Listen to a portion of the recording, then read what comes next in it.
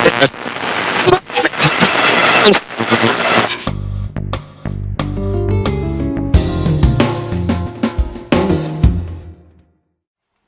everybody, welcome to the wood shop. I got my little Arbor Freight mini lathe here. It holds a 10-inch piece. For the first time, I got my new jaw chuck installed, and we're going to test it out today. I am really pushing the limits of this poor little lathe. I got a big old piece. I got it whittled down to about 9.5 inches. I think it's either maple or I can't remember. Same name as the bug.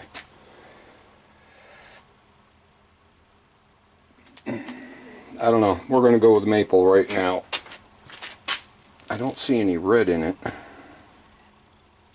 So I think it's a hunk of maple. It's a place where a bunch of branches could come off. Should be some interesting grain. I'm going to turn this thing on. She vibrates a little bit. I'll be using my bowl gouge to try to get some of the weight off. Right here seems to be a little heavy. So we'll see what happens. Could be disaster. Could turn out to be a nice bowl. Box elder. That's the name. Could be box elder because I was cutting both out of a log pile, but this kind of looks like maple. See the dark in the grain? I don't know. We'll see. Alright, let me put you up and just see what happens. Alright, we're going to go at this with a roughing gouge. Oh, and also I wanted to show you, I got a new lathe tool. Carbide tip. It's got a real fine point on it, but it's got a lot where you can actually use a side cutter. Beautiful. Absolutely beautiful. Let me get it under the light. Extra long handle for reaching down into bowls and stuff. You get more leverage on it. So it has a lot less tendency to kick up out of your hand and bind up in there. So we're going to test this out today also and see how she works. 99 bucks. It's a Carter. I don't know cutters and stuff, but I figured good carbide. It's got a flat bottom on it, so it will help prevent it from rolling on you. So we'll see how that goes too. Alright, let me hold on to the machine till it gets settled out, and we'll turn it on. It's not too awful bad. We'll see what we can do with it.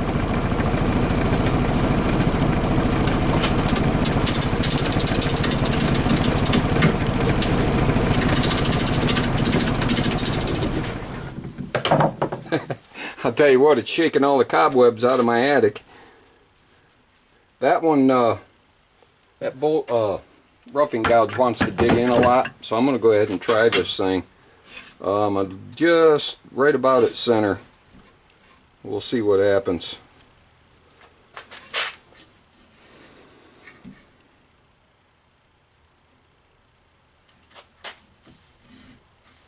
Alright, here we go.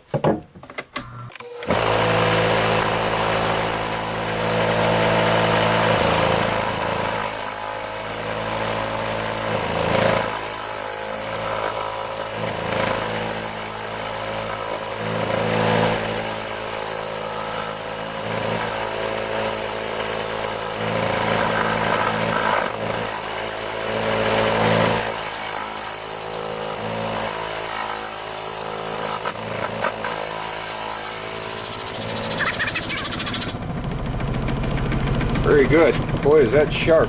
Alright, I'm going to reposition. I'll turn you back on.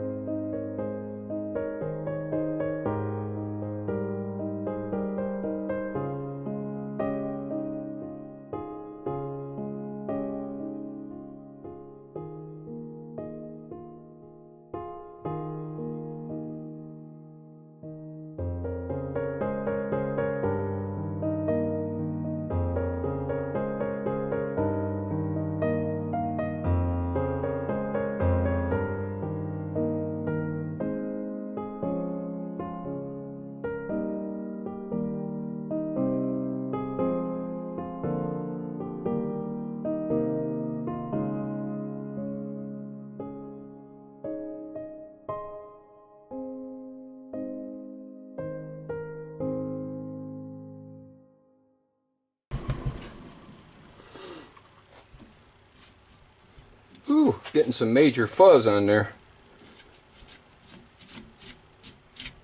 Starting to get a little bit more balance though. See if I can get this tail end.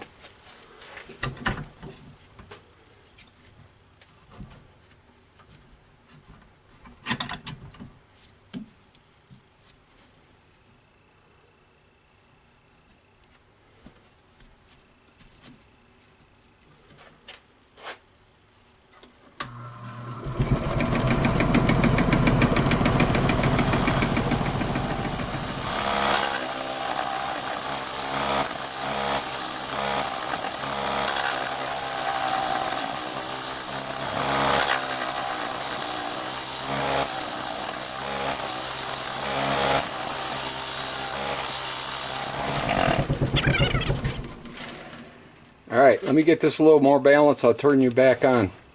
Be right back.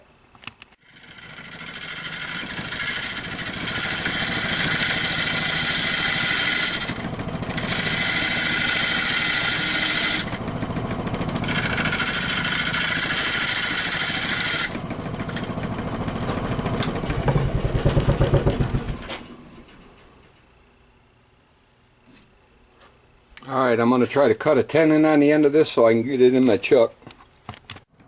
Alright, as you can see, I got my tenon made, if it fits. First time I've ever used it, and they gave everything in millimeters. Don't do as I do. If you really want some expert turning advice, go see Lou Furtado. Put the link down below, and Captain Eddie Castellan. I'll put the link down below. Those guys got some awesome techniques. I'm probably doing 100 things wrong, but it's my first large bowl.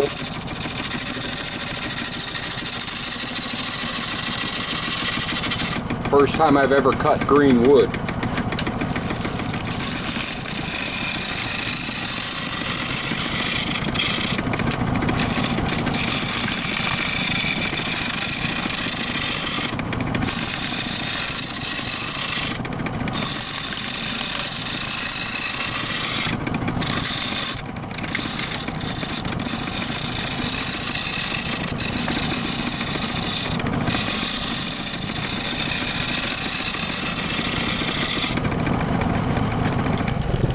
I lost that big old chunk of bark, which is no big deal. But now I got a giant pit here. I think I'm going to have to leave it.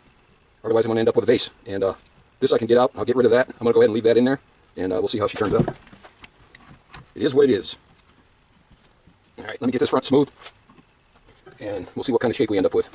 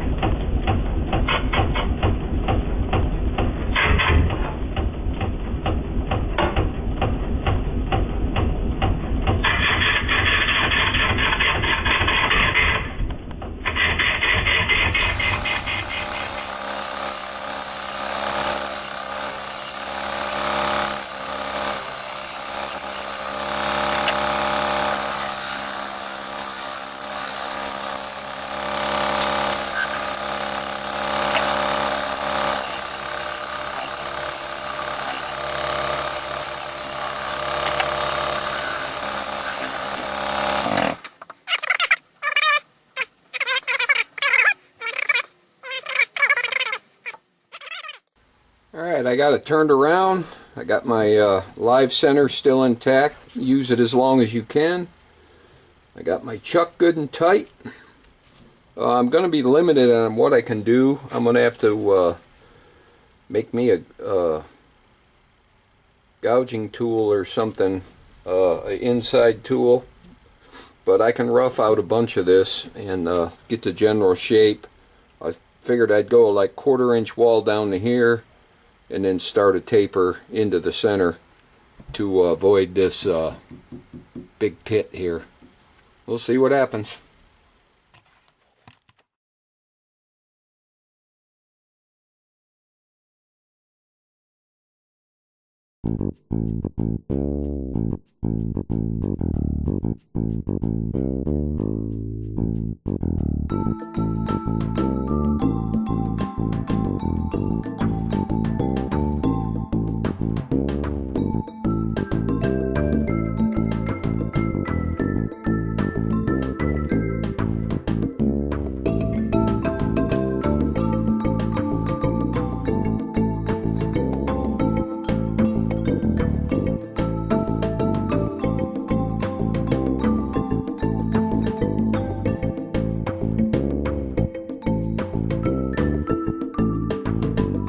I'll tell you what, it is really nice having this long-handled tool.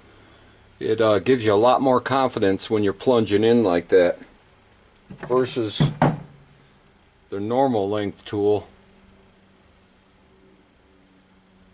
It's a lot less felt grabbing and jerking.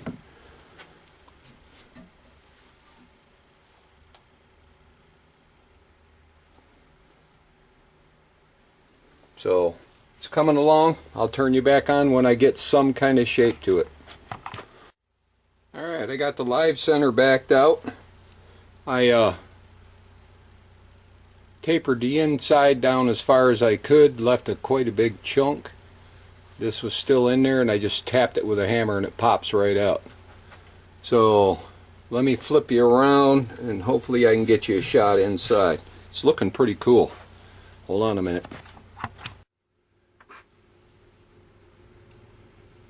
Alright.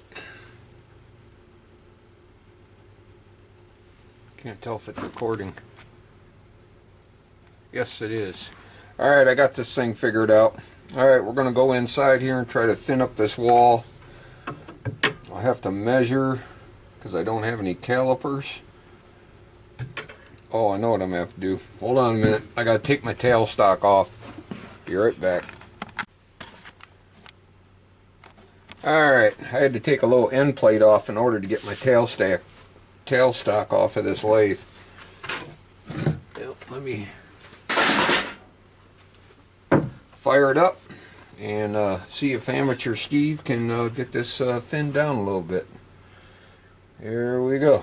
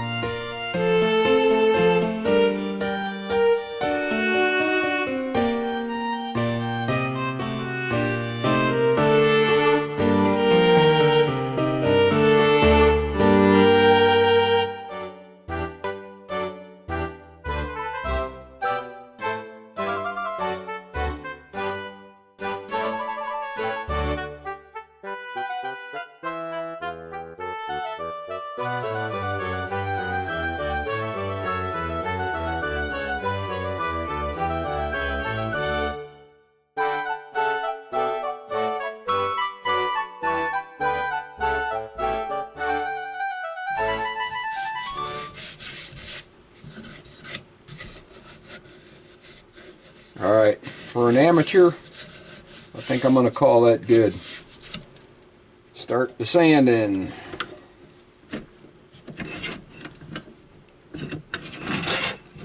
Make sure you get your rest out of the way when you're sanding. You don't want to get your finger pinched between your rest and whatever you're making. Alright, I'll dig up some 80 grit and turn you back on when we get a little closer.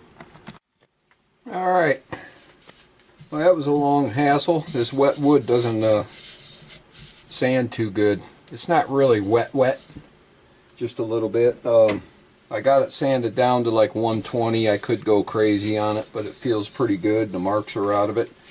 I'm just going to go with some tung oil with a paper towel. Don't use a rag on a lathe. If this gets stuck on something, it'll just rip. Whereas rag, you end up all twisted up, flopping around. So I'm just going to saturate this good.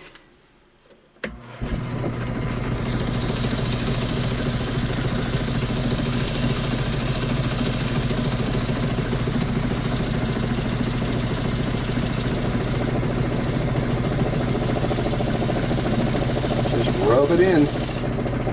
It's going to take to eat some up, I'll tell you.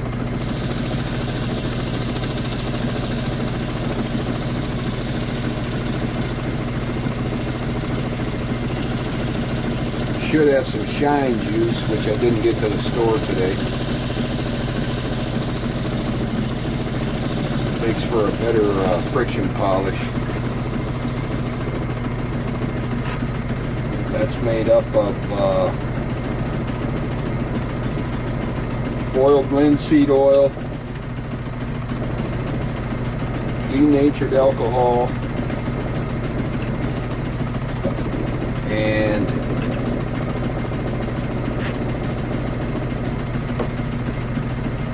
I'll think of the other one in a minute.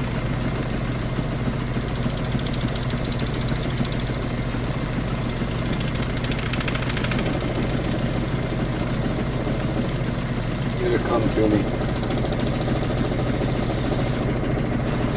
Shellac. So denatured alcohol, shellac, and boiled linseed oil.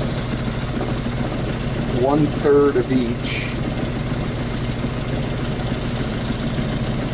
And you end up with a good rub finish.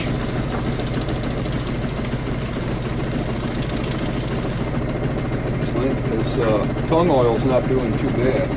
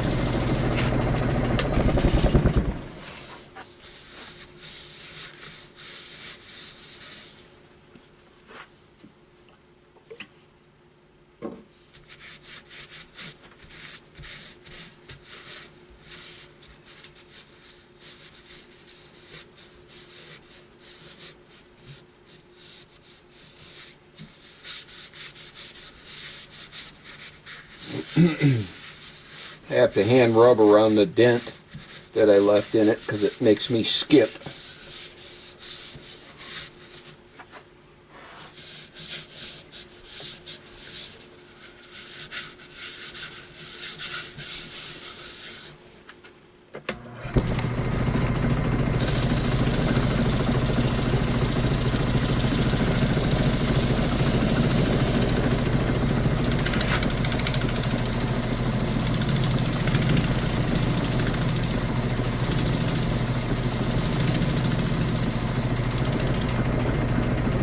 Alright, let me get this out of the lathe and I'll give you a proper look. I'm going to call that done. Be right back. Alright, I think that's good enough light. Alright, here we go. Finished, well, semi-finished product. Turned out pretty nice. Got some nice color in it.